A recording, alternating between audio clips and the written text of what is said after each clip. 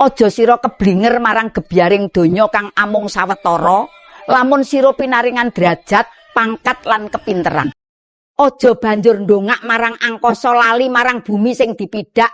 Aja rumangsa bisa nanging bisawa rumangsa. Sebab rasa bisa iku racun kang alus sing nylindhip ing jeroning ati, marakake mata dadi wuta, kuping dadi tuli.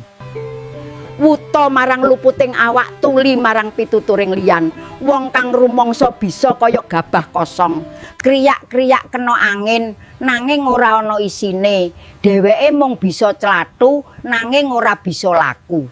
Bisawa rumangsa tegese ngerti watesing awak, ngerti perih nalika dilarani, mula ora nglarani liyan lan duwe ati segara. Bisa nampa banyu budhak utawa bening, nalika salah wani ngakoni, nalika bener ora perlu bengok supaya diakoni. Simpenen rasa sombongmu, tukulna rasa welas asih ing tumindak, supaya uripmu ora mung ana nanging migunani.